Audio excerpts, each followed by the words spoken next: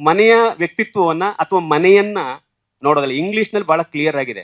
ಒಂದಕ್ಕೆ ಹೌಸ್ ಅಂತ ಕರಿತೀವಿ, ಒಂದಕ್ಕೆ ಹೋಮ್ ಅಂತ ಕರಿತೀವಿ. ಅವೆರಡಕ್ಕೂ ಸ್ವಲ್ಪ ಭಿನ್ನವಾದ ಅರ್ಥ ಇದೆ. ಈ ಆಹ್ವಾನ ಪತ್ರಿಕೆಯನ್ನ ನೋಡಿದ್ರೆ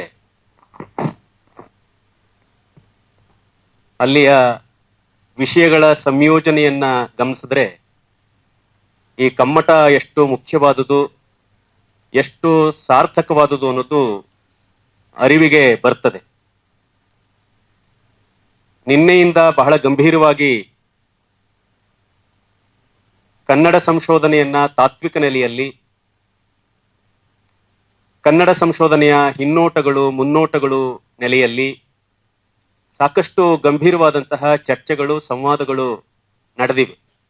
ಇದು ಯಾಕೆ ಮುಖ್ಯ ಅಂತ ನನಗನ್ಸುತ್ತೆ ಅಂತಂದ್ರೆ, ಇಲ್ಲಿ ಮಾತನಾಡಿದವರು ಮತ್ತು ಕೇಳಿಸಿಕೊಂಡವರು ಎಲ್ಲರೂ ಕೂಡ ಒಂದಲ್ಲ ಒಂದು ರೀತಿಯಲ್ಲಿ ಈ ಕ್ಷೇತ್ರದಲ್ಲಿ ನೇರವಾಗಿ ಪಾಲುದಾರರು. ಅದರಿಂದ ಒಬ್ರು ಕೂಡ ಇದಕ್ಕೆ ಹೊರತಾದವರು ಇಲ್ಲದೇ ಇರೋದ್ರಿಂದ ಇದೊಂದು ಮುಖ್ಯವಾದ ಸಾರ್ಥಕವಾದಂತಹ ಕಮ್ಮಟ ಅಂತ ಹೇಳಿ ನನಗೆ ಅನಿಸಿದೆ. ನನ್ನ ಕೆಲಸ ಒಂದು ರೀತಿಯಲ್ಲಿ ತುಂಬಾ ಸುಲಭ. ಯಾಕೆಂದ್ರೆ ಯಾವುದೇ ತೀರಾ ಬೌದ್ಧಿಕವಾದ ಎಕ್ಸಸೈಸ್ ಮಾಡಿ, ಆಲೋಚನೆ ಮಾಡಿ ಮಾತನಾಡುವಂತಹ ಒತ್ತಡ ನನಗಿಲ್ಲ. ಆ ಕೆಲಸವನ್ನ ದೊಡ್ಡ ದೊಡ್ಡ ವಿದ್ವಾಂಸರು ನಿನ್ನೆಯಿಂದ ಮಧ್ಯಾಹ್ನದವರೆಗೆ ಮಾಡಿದ್ದಾರೆ. ಈಗ ನನ್ನದೇನಿದ್ರು ಕೂಡ ಎರಡು ಪ್ರಶ್ನೆಗಳು ನನಗೆ ಮುಖ್ಯ ಆಗುತ್ತೆ. ನಿನ್ನೆಯಿಂದ ಇಲ್ಲಿವರೆಗೆ ಎಲ್ಲರೂ ಕೇಳಿರುವ ಪ್ರಶ್ನೆ ಏನು ಅಂತ. ಬಹುಶಃ ಈಗ ನಂದೊಂದು ಪ್ರಶ್ನೆ ಹೇಗೆ ಅಂತ. ಏನು ಅನ್ನುವುದರ ವಿಚಾರವಾಗಿ ಮೂರು ಗೋಷ್ಠಿಗಳು, 5-6 ಜನ ವಿದ್ವಾಂಸರು ತುಂಬಾ ಚೆನ್ನಾಗಿ ಮಾತನಾಡಿದ್ದಾರೆ, ವಿಷಯ ಮಂಡನೆ ಮಾಡಿದ್ದಾರೆ.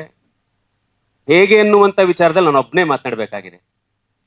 ನನ್ನ ಪಾಲುದಾರರಾಗಿದ್ದಂತಹ ಜಾಜಿ ದೇವೇಂದ್ರಪ್ಪನವ್ರು ಬರಬೇಕಾಗಿತ್ತು, ಕಾರಣಾಂತರದಿಂದ ಬಂದಿಲ್ಲ. ಅದು ಒಂದ್ ರೀತಿಯಲ್ಲಿ ನನಗೆ ಅನುಕೂಲನೂ ಆಯ್ತು, ಅನಾನುಕೂಲನೂ ಆಯ್ತು.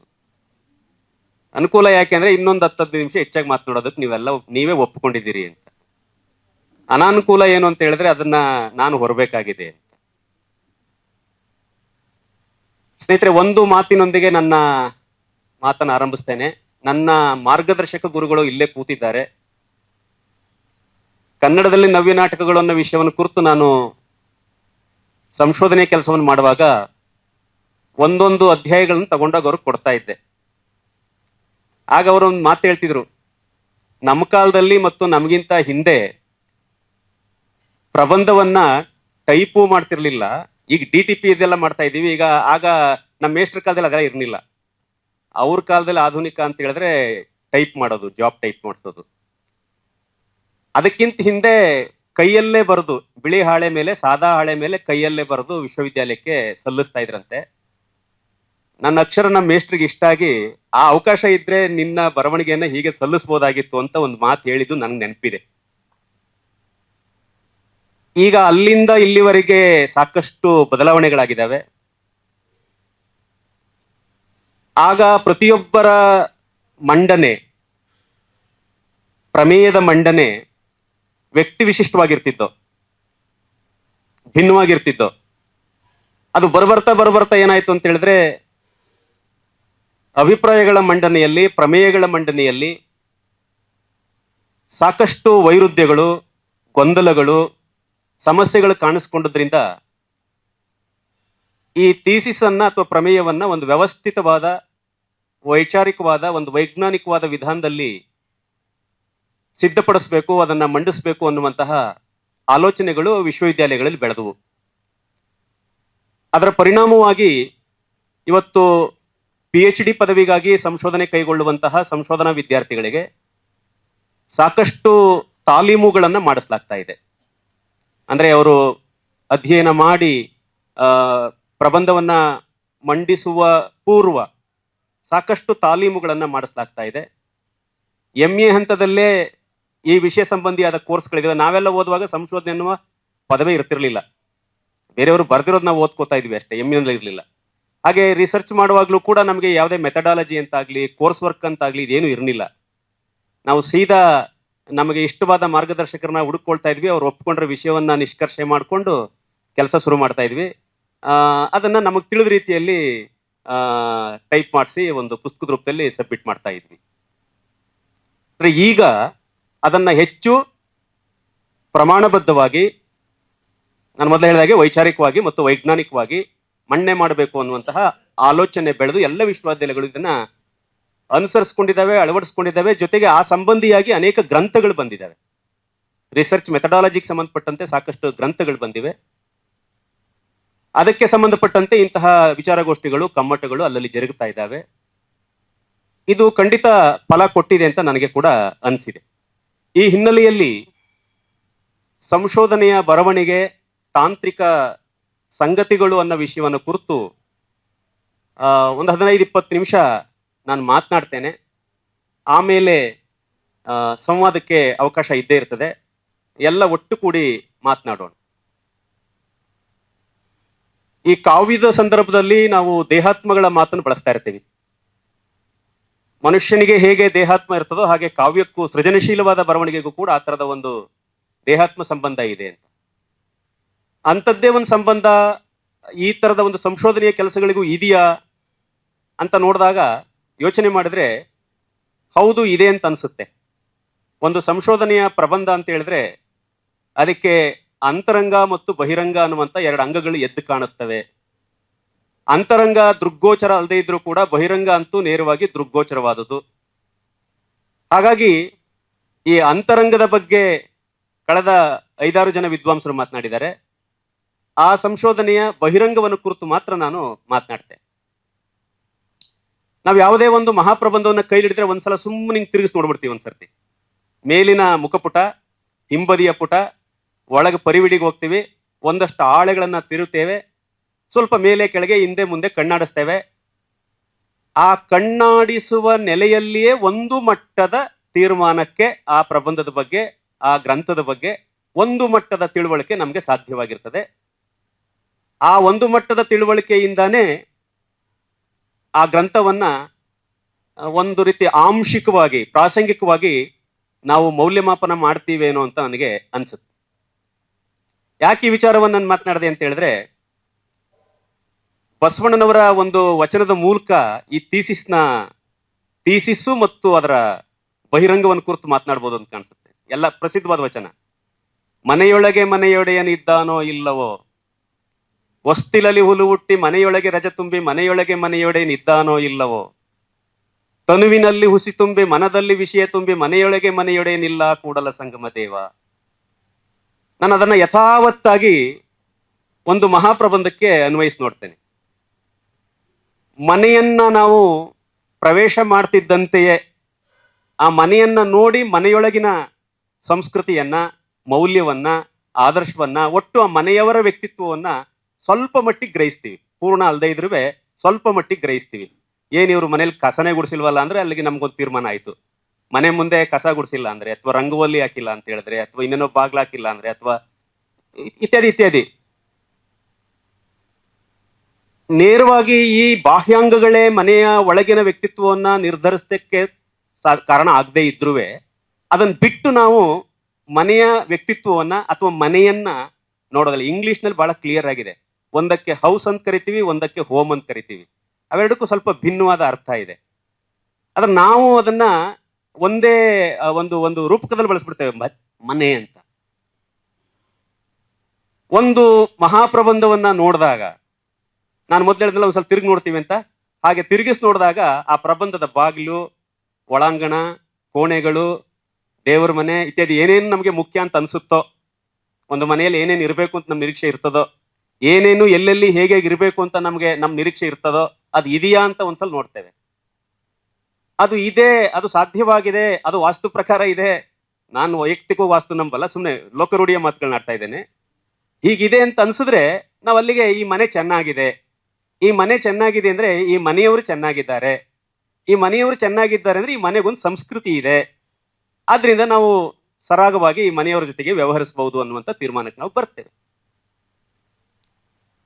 ಹೀಗೆ ನಾವು ಸಂಶೋಧನಾ ವಿದ್ಯಾರ್ಥಿಗಳು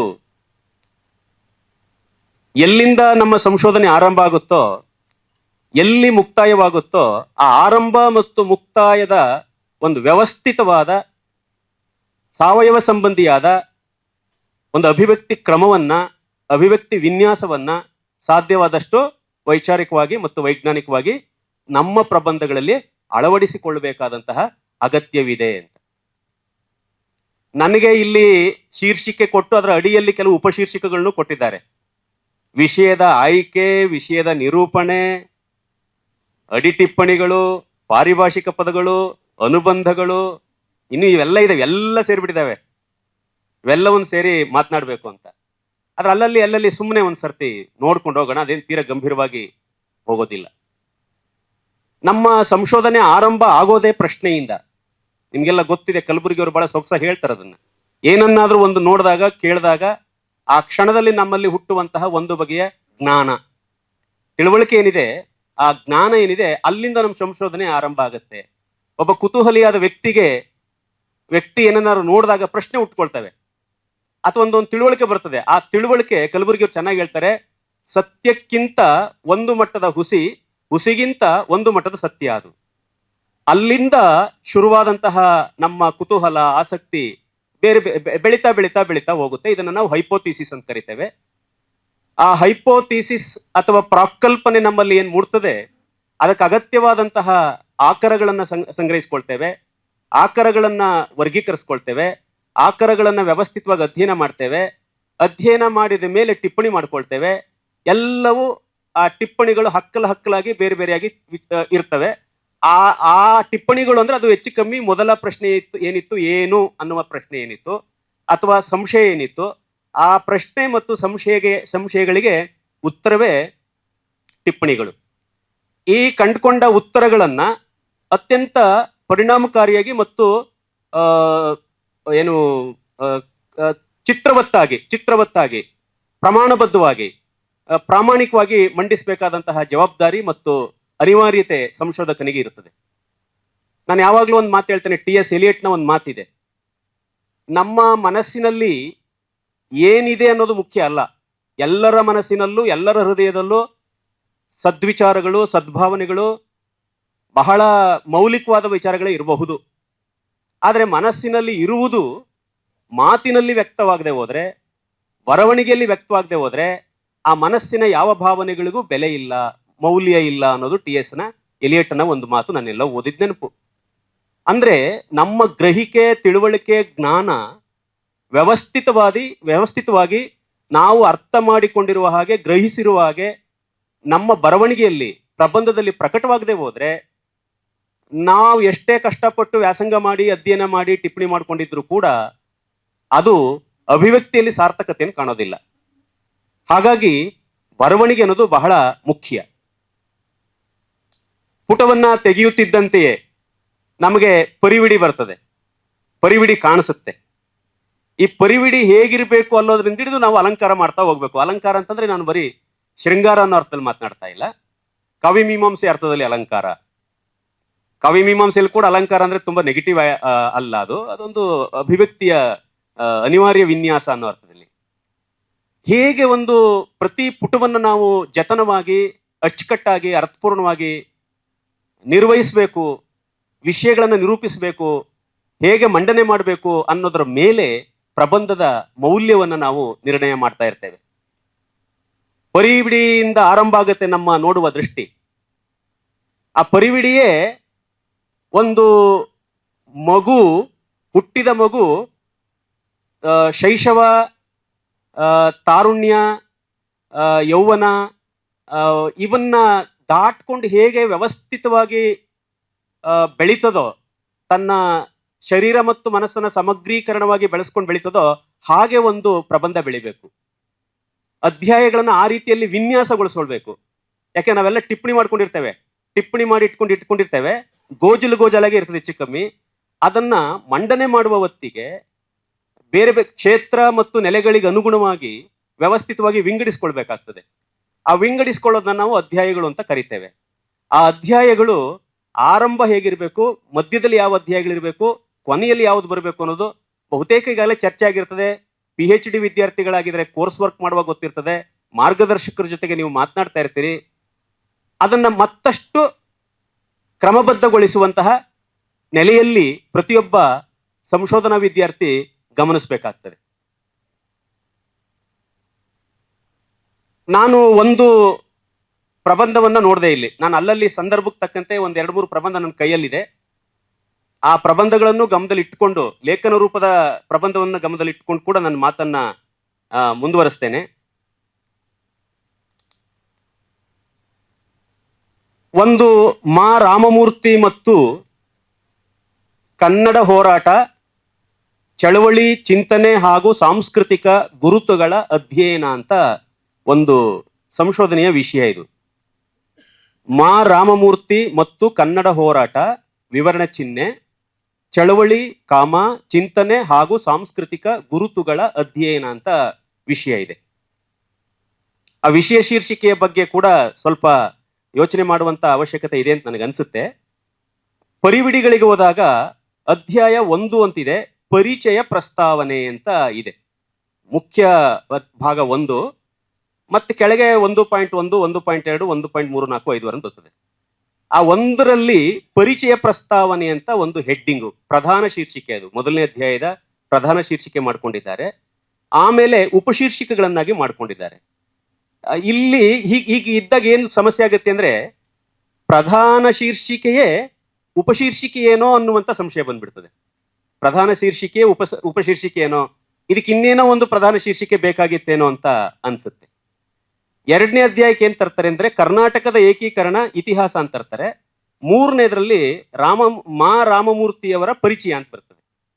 ಅಂದ್ರೆ ಈಗ ಇಲ್ಲಿ ಒಬ್ಬ ವ್ಯಕ್ತಿಯ ಜೀವನ ಮತ್ತು ಸಾಹಿತ್ಯಿಕ ಸಾಧನೆಯನ್ನ ಕುರಿತಂತಹ ಸಂಶೋಧನೆಯಲ್ಲಿ ನಾವು ಮೊದಲಿಗೆ ಒಬ್ಬ ವ್ಯಕ್ತಿಯ ವ್ಯಕ್ತಿತ್ವವನ್ನ ಪೂರ್ಣವಾಗಿ ಕಟ್ಟಿಕೊಟ್ಟ ಮೇಲೆ ಅವನ ಸಿದ್ಧಿ ಸಾಧನೆಗಳ ಕಡೆಗೆ ಹೋದ್ರೆ ಒಳ್ಳೇದು. ಇಲ್ಲೇನಾಗ್ತಾ ಇದೆ, ಮೊದಲು ಏಕೀಕರಣ ಚಳುವಳಿಯ ಇತಿಹಾಸಕ್ಕೆ ಹೋಗಿ ಆಮೇಲೆ ವ್ಯಕ್ತಿಯ ವ್ಯಕ್ತಿತ್ವವನ್ನ, ಅವರ ಬದುಕನ್ನ ಕುರಿತ ಅಧ್ಯಾಯವನ್ನು ಸೇರಿಸಿದಾಗ ಸ್ವಲ್ಪ ಹಿಂದೆ ಮುಂದೆ ಆಯ್ತೇನೋ ಅಂತ ನನ್ಗೆ ವೈಯಕ್ತಿಕವಾಗಿ ಅನ್ಸಿದೆ. ತಾವು ಇನ್ನೂ ಕೂಡ ಇದಕ್ಕೆ ಸಂಬಂಧಪಟ್ಟವರು ತಮ್ಮ ಮಾರ್ಗದರ್ಶಕರ ಜೊತೆಯಲ್ಲಿ ಮಾತನಾಡಬಹುದು ಅಂತ ಅನ್ಸುತ್ತೆ. ಅಂದ್ರೆ ಹೀಗೆ ಪರಿವಿಡಿಗಳು ವ್ಯವಸ್ಥಿತವಾಗಿ ಕ್ರಮಬದ್ಧವಾಗಿ ಇರಬೇಕು.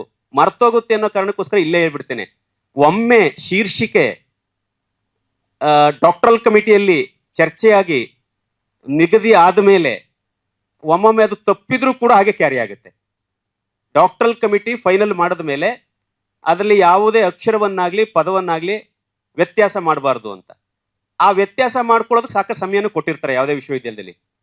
ನಾವು ಆಮೇಲೆ ಆ ಸಮಯದಲ್ಲಿ ಕೂಡ ನಾವು ಅದನ್ನು ಸರಿಯಾಗಿ ಗ್ರಹಿಸ್ತೇ ಹೋದ್ರೆ ತಪ್ಪುಗಳು ಹಾಗೆ ಮುಂದುವರಿತದೆ. ಶೀರ್ಷಿಕೆಯಲ್ಲಿ ರಸ್ವಸ್ವರ ಇದೆ, ರಾಮಮೂರ್ತಿ ಅಂತ. ಒಳಗಿನ ಪರಿವಿಡಿಗಳ ಶೀರ್ಷಿಕೆಯಲ್ಲಿ ರಾಮಮೂರ್ತಿ ಅಂತಿದೆ. ನೋಡಿ, ಇವೆಲ್ಲ ಅಂಥ ಸಂಶೋಧನೆಯಲ್ಲಿ ದೊಡ್ಡ ಅಪರಾಧಗಳಲ್ಲ, ತಪ್ಪುಗಳಲ್ಲ. ಆದರೆ ಶಿಸ್ತಿನ ಕೊರತೆ ಇದೆಯಲ್ಲ, ಈ ಶಿಸ್ತಿನ ಕೊರತೆ ಇಡೀ ನಮ್ಮ ಏನು ನಾವು ಕಂಡುಕೋತೀವಿ, ಸಂಶೋಧನೆಯಲ್ಲಿ ಕಂಡುಕೊಳ್ತೀವಿ, ಅದರ ಮೇಲೆ ಪರಿಣಾಮವನ್ನು ಉಂಟು ಮಾಡ್ತದೆ. ಹಾಗಾಗಿಯೇ ಬರವಣಿಗೆ ಅಥವಾ ಮಹಾಪ್ರಬಂಧದ ವಿನ್ಯಾಸದಲ್ಲಿ ಡಿಸಿಪ್ಲಿನ್ ಅನ್ನು ತರೋದಕ್ಕೋಸ್ಕರವೇ ವಿಶ್ವವಿದ್ಯಾಲಯಗಳು ಇಂತಹ ಕಮ್ಮಟಗಳನ್ನ ಮಾಡ್ತಾ ಇರ್ತವೆ. ಪರಿವಿಡಿಯನ್ನ ನಾವು ವ್ಯವಸ್ಥಿತವಾಗಿ ರೂಪಿಸಿಕೊಂಡ ಮೇಲೆ ಅಥವಾ ನಮ್ಮ ಟಿಪ್ಪಣಿಗಳನ್ನ ಅಥವಾ ಗ್ರಹೀತಗಳನ್ನ ಕ್ರಮಬದ್ಧವಾಗಿ ವಿಂಗಡಿಸಿಕೊಂಡ ಮೇಲೆ, ಬೆಳಗ್ಗೆ ಮಲ್ಲಯ್ಯನವರು ಹೇಳ್ತಾ ಇದ್ರು, ಯಾವ ಅಧ್ಯಾಯವನ್ನು ಒಟ್ಟಿಗೆ ಪೂರ್ಣಗೊಳಿಸ್ಕೊಳಕ್ ಆಗಲ್ಲ ಅಂತ. ನಿಜ ಅದು. ನಾವು ಒಂದು ಅಧ್ಯಾಯ ಆದ್ಮೇಲೆ ಇನ್ನೊಂದು ಅಧ್ಯಾಯಕ್ಕೆ ಹೋಗ್ತೀವಿ ಅಂತಂದ್ರೆ ನಾವೆಲ್ಲೋ ಒಂದ್ ಕಡೆ ನಿಂತು ಅಷ್ಟಕ್ಕೆ ಫುಲ್ ಸ್ಟಾಪ್ ಆಗಿ ಹೋಗ್ತಾ ಇದೀವಿ ಅಂತ ಅರ್ಥ. ನಿಜವಾದ ಒಂದು ಗ್ರಂಥ, ಒಂದು ಇಡೀ ಪ್ರಬಂಧ ಪೂರ್ಣ ರೂಪುಗೊಳ್ಳೋದು ಯಾವಾಗ, ಮೈದಳಿಯೋದು ಯಾವಾಗ ಅಂದ್ರೆ ಅದು ಬೆಳೀತಾ ಹೋಗ್ತದೆ. ಬರೀ ಅಧ್ಯಾಯಗಳು ಪ್ರತ್ಯೇಕವಾಗಿಯೇ ಬೆಳೀತಾ ಹೋಗ್ತವೆ. ಅದು ಕಡೆಗೆ ಟೈಪ್ ಮಾಡಿ ಬೈಂಡಿಂಗ್ ಮಾಡೋವರೆಗೂ ಕೂಡ ಅದಕ್ಕೆ ಮೂರ್ತವಾದ ಪೂರ್ಣ ರೂಪ ಬಂದಿರೋದಿಲ್ಲ, ಬೈಂಡಿಂಗ್ ಮಾಡುವಾಗ್ಲೂ. ಅಷ್ಟೇ ಅಲ್ಲ, PhD ಪದವಿ ಸಿಕ್ಕಿದ ಮೇಲೂ ಪೂರ್ಣ ಆಗಿರೋದಿಲ್ಲ. ಕಲಬುರ್ಗಿ ಅವ್ರದೇ ಒಂದು ಮಾತಿದೆ, ಸಂಶೋಧನೆ ಅನ್ನೋದು ಅಪೂರ್ಣತೆಯಿಂದ ಅಪೂರ್ಣತೆಯೆಡೆಗೆ ಅಂತ. ಅಲ್ಪ ವಿರಾಮ, ಅರ್ಧ ವಿರಾಮದಲ್ಲಿ ಬೆಳೀತದೆ, ಪೂರ್ಣ ವಿರಾಮವನ್ನು ಪಡೆಯೋದಿಲ್ಲ. ಸಂಶೋಧನೆಯಲ್ಲಿ ಪೂರ್ಣ ವಿರಾಮ ಕಷ್ಟ, ಅಥವಾ ಅದು ಪರಿಪೂರ್ಣವಾಯಿತು ಅನ್ನೋದು ಕಷ್ಟ. ಅತೃಪ್ತಿಯಿಂದ ಯಾವುದೇ ಸಂಶೋಧಕರನ್ನು ಕೇಳಿದಾಗ್ಲೂ ನಿಮಗೆ ಈ ಸಂಶೋಧನೆ ತೃಪ್ತಿ ತಂದೀಯಾ ಅಂತ ಅನ್ಸಿದ್ರೆ ನಮಗದು ಮಹತ್ವದ ಕಾಣಿಸ್ತಾ ಇರ್ತದೆ, ನಾವು ಓದ್ದವ್ರಿಗೆ ಹೊರಗಿನವ್ರಿಗೆ. ಆದ್ರೆ ನೇರವಾಗಿ ಆ ಸಂಶೋಧಕರನ್ನೇ ಕೇಳಿದಾಗ ಅವ್ರಿಗೆಲ್ಲೋ ಒಂದ್ ರೀತಿಯ ಇನ್ನೂ ಏನೋ ಮಾಡ್ಬೋದಾಗಿತ್ತು, ಏನೋ ಹೆಚ್ಚಾಯ್ತು, ಏನೋ ಕಡಿಮೆ ಆಯ್ತು ಅನ್ನುವಂತ ಒಂದು ಅಸಮಾಧಾನ, ಅತೃಪ್ತಿ ಉಳ್ಕೊಂಡಿರ್ತದೆ. ಅದು ಸಂಶೋಧನೆಯಲ್ಲಿ ಸಹಜ. ಆ ಅತೃಪ್ತಿಗಳೇ ಮುಂದಿನ ಸಂಶೋಧನೆಗಳಿಗೆ ದಾರಿಯನ್ನ ಬೆಳಕನ್ನು ತೋರಿಸ್ತವೆ ಅನ್ನೋದು ಕೂಡ ನಿನ್ನೆಯಿಂದ ಕೆಲವು ವಿದ್ವಾಂಸರು ಅದನ್ನ ನಮ್ಮ ಮುಂದೆ ಇಟ್ಟಿದ್ದಾರೆ. ಹಾಗಾಗಿ ಮಹಾಪ್ರಬಂಧವನ್ನ ಸಿದ್ಧಪಡಿಸುವ ಸಂದರ್ಭದಲ್ಲಿ ಆರಂಭದ ಈ ಭಾಗ ಏನಿದೆ ಅದು ಬಹಳ ಮುಖ್ಯ. ಅದು ಒಂದ್ ರೀತಿ ಇಡೀ ಪ್ರಬಂಧದ ಕನ್ನಡಿ ಇದ್ದ ಹಾಗೆ. ಹಾಗಾಗಿ ಆ ಪರಿವಿಡಿ ತುಂಬಾ ಅರ್ಥಪೂರ್ಣವಾಗಿರ್ಬೇಕು, ವ್ಯವಸ್ಥಿತವಾಗಿರ್ಬೇಕು, ತಾರ್ಕಿಕವಾಗಿರ್ಬೇಕು. ಅಧ್ಯಾಯದಿಂದ ಅಧ್ಯಾಯಕ್ಕೆ ಇದಾದ್ಮೇಲೆ ಇದು ಬರಲೇಬೇಕು ಅನ್ನುವಂತಹ ಒಂದು ಒತ್ತಡ ನಿರ್ಮಾಣವಾದ ರೀತಿಯಲ್ಲಿ ಅಧ್ಯಾಯಗಳಿರ್ಬೇಕಾಗ್ತದೆ. ಎಲ್ಲೆಲ್ಲಿಂದಲೋ ತಂದಿಟ್ಟ ಹಾಗೆ ಇದ್ದಾಗ ಅದರಲ್ಲಿ ಒಂದು ಸಾವಯವ ಸಮಗ್ರೀಕರಣ ಸಾಧ್ಯವಾಗೋದಿಲ್ಲ ಅನ್ನೋದನ್ನ ನಾವು ಗಮನಿಸ್ಬೇಕಾಗ್ತದೆ. ಸಂಶೋಧನೆಯ ಭಾಷೆಯ ವಿಚಾರಗಳು ಕೂಡ ಚರ್ಚೆಗೆ ಒಳಗಾಗ್ತಾ ಇರುವಂತ ವಿಷಯ. ಸಂಶೋಧನೆಯ ಭಾಷೆಗೂ ಲಕ್ಷಣಗಳಿದ್ದಾವ ಅಂತ. ಇದಕ್ಕೆ ಅನೇಕ ಮೆಥಡಾಲಜಿಸ್ಟ್ಗಳು ಇದನ್ನ ಈ ಬಗ್ಗೆ ಸಾಕಷ್ಟು ಮಾತಾಡಿದ್ದಾರೆ. ಸಂಶೋಧನೆಯ ಭಾಷೆ ಸರಳವಾಗಿರ್ಬೇಕು, ಸ್ಖಾಲಿತ್ಯರಹಿತವಾಗಿರ್ಬೇಕು, ಸಂದಿಗ್ಧ ರಹಿತವಾಗಿರ್ಬೇಕು, ಸ್ಪಷ್ಟವಾಗಿರ್ಬೇಕು ಅನ್ನುವಂತ ಅಭಿಪ್ರಾಯಗಳು ನಾವೆಲ್ಲ ಓದಿದ್ದೇವೆ, ಕೇಳಿದ್ದೇವೆ. ಆದ್ರೆ ನಿಜವಾಗಿ ಎಷ್ಟೋ ಪ್ರಬಂಧಗಳು ನೋಡಿದಾಗ ಏನನ್ಸುತ್ತೆ ಅಂತಂದ್ರೆ, ನಮಗೆ ಪದ್ಯ ಸುಲಭವಾಗಿ ಅರ್ಥ ಆಗುತ್ತೆ, ಆ ಪದ್ಯವನ್ನ ಕುರಿತ ಪ್ರಬಂಧ ಅರ್ಥ ಆಗ್ತಾ ಇಲ್ವಲ್ಲ ಅಂತ ಅನಿಸ್ಬಿಡ್ತದೆ. ಬಹುಶಃ ಹೀಗೆ ಅನ್ಸೋದಕ್ಕೆ ಕಾರಣ ಏನು? ಒಂದು ಪದ್ಯದ ವಸ್ತುವೋ ಅದರ ಬೇರೆ ಬೇರೆ ವಿಚಾರಗಳೋ ನಮಗೆ ಸುಲಭವಾಗಿ ಕಮ್ಯುನಿಕೇಟ್ ಆಗುವಾಗ ಅದನ್ನು ಕುರಿತಂತಹ ಸಂಶೋಧನೆ ಅಥವಾ ವಿಮರ್ಶೆಗಳು ಆ ಪದ್ಯದೊಳಗಿನ ವಸ್ತುಭಾವಗಳನ್ನ ದಾಟಿಸುವಾಗ ಯಾಕೆ ಇಷ್ಟು ಪೆಡಸಾಗತ್ತೆ ಅಂತ ಅಂದ್ರೆ, ಬಹುಶಃ ನಾವೇನೋ ಅಂದ್ಕೊಂಡಿದ್ದೇವೆ, ಸಂಶೋಧನೆಯ ಭಾಷೆ ಬಹಳ ಬಿಗಿಯಾಗಿರ್ಬಿದ್ರೆ, ಗಟ್ಟಿಯಾಗಿದ್ರೆ ಪ್ರಬಂಧದ ಮೌಲ್ಯ ಹೆಚ್ಚಾಗತ್ತೆ ಅಂತ. ನೋಡಿ, ಕನ್ನಡದಲ್ಲೇ ಲಂಕೇಶ್ ಬರಿತಾ ಇದ್ರು, ಮಾಸ್ತಿ ಅವರು ಬರಿತಾ ಇದ್ರು.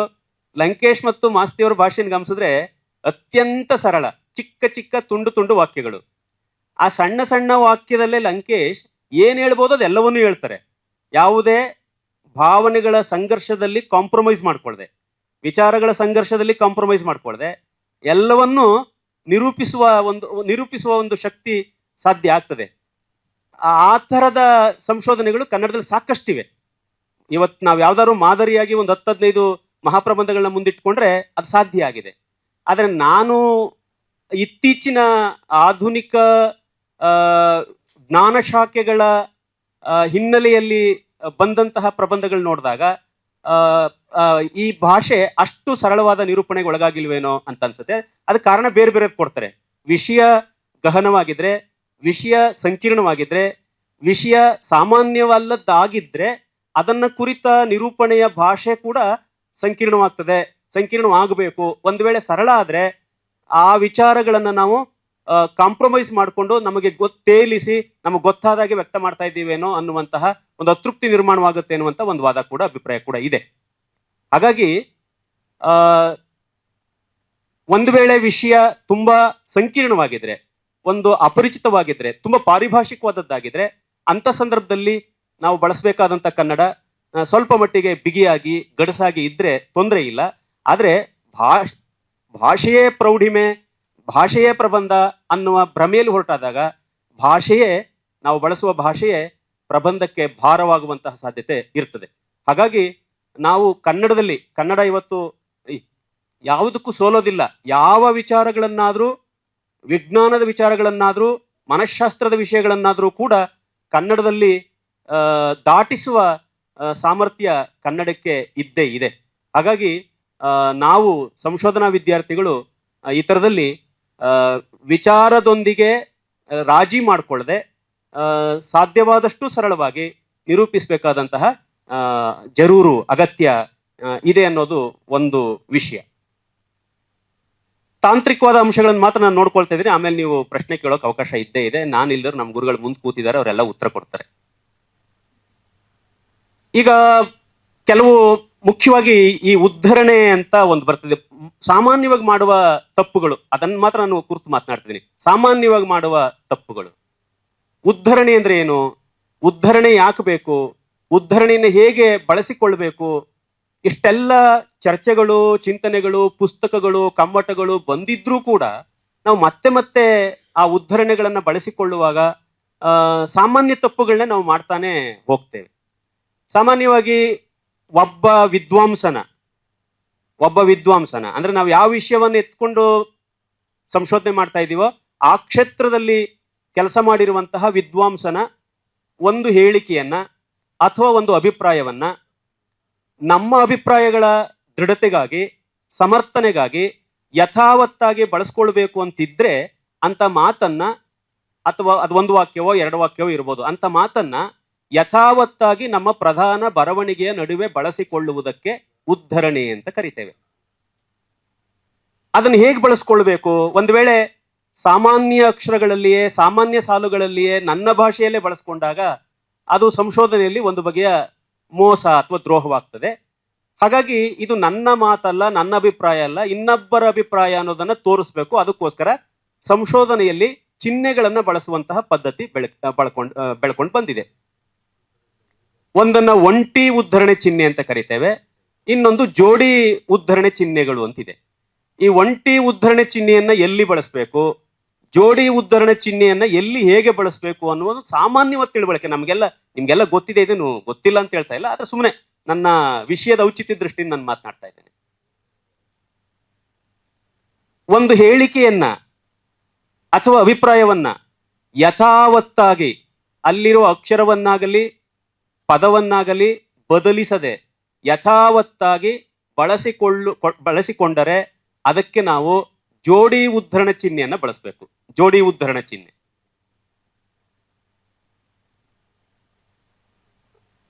ಒಮ್ಮೊಮ್ಮೆ ಈ ಜೋಡಿ ಉದ್ಧರಣ ಚಿಹ್ನೆಯ ತಪ್ಪು ಬಳಕೆಯೂ ಆಗುವ ಸಾಧ್ಯತೆಗಳಿರ್ತದೆ. ಈಗ ಇಲ್ಲಿ ಒಂದು ಶೀರ್ಷಿಕೆ ಇದೆ, ಒಂದು ಲೇಖನದ ಪ್ರಬಂಧದ ಶೀರ್ಷಿಕೆ. ಆ ಶೀರ್ಷಿಕೆಯನ್ನ ಇದು ಶೀರ್ಷಿಕೆ ಅಂತ ವಾದಿಸುವುದಕ್ಕೆ ಈ ಸಂಶೋಧಕರು ಏನ್ ಮಾಡಿದ್ದಾರೆ ಅಂದ್ರೆ ದಪ್ಪ ಅಕ್ಷರಗಳಲ್ಲಿ ಬರೆದಿದ್ದಾರೆ. ಶೀರ್ಷಿಕೆ ಸಾಮಾನ್ಯ ಬರವಣಿಗೆಗಿಂತ ದಪ್ಪ ಅಕ್ಷರದಲ್ಲಿದೆ, ಅಂದ್ರೆ ಫಾಂಟ್ ಸೈಜ್ ಜಾಸ್ತಿ ಇದೆ. ಜೊತೆಗೆ ಅದನ್ನ ಬೋಲ್ಡ್ ಮಾಡಿದ್ದಾರೆ, ಕಪ್ಪು ಅಕ್ಷರಗಳಲ್ಲಿ ಅದನ್ನ ಎದ್ದು ಕಾಣೋ ಹಾಗೆ ಬೋಲ್ಡ್ ಮಾಡಿದ್ದಾರೆ. ಬಹುಶಃ ಇಷ್ಟು ಸಾಕು ಅಂತ ಕಾಣಿಸುತ್ತೆ. ಸಂಶೋಧನೆಯ ವಿಧಾನದಲ್ಲಿ ಹೇಳೋದು ಅಷ್ಟೇನೆ. ಶೀರ್ಷಿಕೆ ದಪ್ಪ ಅಕ್ಷರದಲ್ಲಿರ್ಬೇಕು, ಉಪಶೀರ್ಷಿಕೆ ಅದಕ್ಕಿಂತ ಸ್ವಲ್ಪ ಸಣ್ಣ ಅಕ್ಷರದಲ್ಲಿರ್ಬೇಕು, ಮಾಮೂಲಿ ಬರವಣಿಗೆ ಅದಕ್ಕಿಂತ ಕಡಿಮೆ ಇರಬೇಕು. ಈಗ ಮಾಮೂಲಿ ಬರವಣಿಗೆ ಎಷ್ಟಿರ್ಬೇಕು? 14 ಫಾಂಟ್ ಸೈಜ್ ಅಲ್ಲಿ ಇರಬೇಕು ಅಂತ ಹೇಳ್ತಾರೆ. 14 ಫಾಂಟ್ ಸೈಜ್. ಹಂಗಾದ್ರೆ ಉಪಶೀರ್ಷಿಕೆ ಇನ್ನೊಂದೋ ಅಥವಾ ಎರಡನ್ನೋ ಹೆಚ್ಚು ಮಾಡ್ಬೋದು. ಪ್ರಧಾನ ಶೀರ್ಷಿಕೆ ಅದಕ್ಕಿಂತ ಒಂದೋ ಎರಡೋ ಫಾಂಟ್ ಸೈಜ್ ಅನ್ನು ಹೆಚ್ಚು ಮಾಡಬೇಕು. ಸಾಧ್ಯವಾದ್ರೆ ಅದನ್ನ ಬೋಲ್ಡ್ ಮಾಡಿದ್ರೆ ಅದು ಶೀರ್ಷಿಕೆ ಅಂತ ಗೊತ್ತಾಗುತ್ತೆ. ಆದ್ರೆ ಇಲ್ಲೇನ್ ಮಾಡ್ತಾರೆ ಅಂದ್ರೆ ಪ್ರಧಾನ ಶೀರ್ಷಿಕೆಯನ್ನ ದಪ್ಪ ಅಕ್ಷರದಲ್ಲಿ ಬರೆದವ್ರೆ ಬೋಲ್ಡು ಮಾಡಿದ್ದಾರೆ, ಇನ್ವೈಟೆಡ್ ಕಾಮನು ಬಳಸಿದ್ದಾರೆ ಶೀರ್ಷಿಕೆಗೆ. ಇದು ಒಬ್ರದು ಅಂತಲ್ಲ, ನಾವು ಬಹುತೇಕ ಸಂದರ್ಭಗಳಲ್ಲಿ ನೋಡ್ತೇವೆ. ಇದನ್ನ ಬಹುತೇಕ ಸಂದರ್ಭದಲ್ಲಿ ನೋಡ್ತೇವೆ. ಇದು ನಾನು ಮೊದಲು ಹೇಳಿದ್ನಲ್ಲ ಉದ್ಧರಣೆ ಅಂದ್ರೆ ಏನು ಅಂತ, ಅದಲ್ಲ ಇದು. ಇದೊಂದು ಪರಿಕಲ್ಪನೆ, ಇದೊಂದು ವಿಷಯ ಶೀರ್ಷಿಕೆ. ಆದ್ರಿಂದ ಆ ವಿಷಯ ಶೀರ್ಷಿಕೆಯನ್ನ ನಾವು ದಪ್ಪ ಅಕ್ಷರ ಮತ್ತು ಬೋಲ್ಡ್ ಅಕ್ಷರದಲ್ಲಿ ಬಳಸ್ಕೊಂಡ್ರೆ ಸಾಕು. ಅಲ್ಲೇನಾದ್ರೂ ನಾವು ಈ ಉದ್ಧರಣೆ ಚಿಹ್ನೆಯನ್ನ ಬಳಸಿದ್ವಿ ಅಂತಂದ್ರೆ ನಮಗೆ ಈ ಮೆಥಡಾಲಜಿಯ, ಈ ಸಂಶೋಧನೆಯ ವಿಧಾನ ಅಥವಾ ಪ್ರಬಂಧವನ್ನ ಸಿದ್ಧಪಡಿಸುವ ವಿಧಾನಗಳ ಅನುಭವಗಳ ಕೊರತೆ ಇದೆ ಅನ್ನೋದು ಮೇಲ್ನೋಟಕ್ಕೆ ಎದ್ದು ಕಾಣಿಸ್ಬಿಡ್ತದೆ. ಅದೇನೋ ನಾವೇನ್ ತೀರಾ ಗಂಭೀರವಾಗಿ ತಗೊಂಡಿಲ್ಲ, ಏನೋ ಹಾಕ್ಬಿಟ್ಟು ಒಮ್ಮೊಮ್ಮೆ ಏನಾಗುತ್ತೆ ಗೊತ್ತಾ, ನೀವು ಸರಿಯಾಗಿ ಬರ್ದಿರ್ತೀರಿ, ನೀವು ತಿಳ್ಕೊಂಡಿರೋ ತಪ್ಪು ಅಂತ ಟೈಪ್ ಮಾಡಿರೋ ಕರೆಕ್ಷನ್ ಮಾಡಕ್ ಹೋಗ್ತಾನೆ. ನೀವು ಕರೆಕ್ಟಾಗಿ ಸರಿಯಾಗಿ ಬರ್ದಿರ್ತೀರಿ, ಏನ್ ಬರೀಬೇಕು ಅದನ್ನೇ ಬರ್ದಿರ್ತೀರಿ. ಆದ್ರೆ ಅವನು ಅದನ್ನ ತಪ್ಪು ಅವನು ಇವರಿಗೆ ಗೊತ್ತಿಲ್ಲ ಅಂತ ತಿಳ್ಕೊಂಡು ಅವ್ನು ಕರೆಕ್ಟ್ ಮಾಡಕ್ ಹೋಗ್ತಾನೆ. ಅವನು ಪಾಪ ಮೆಥಡಾಲಜಿ ಗೊತ್ತಿರೋದಿಲ್ಲ ಅವನಿಗೆ.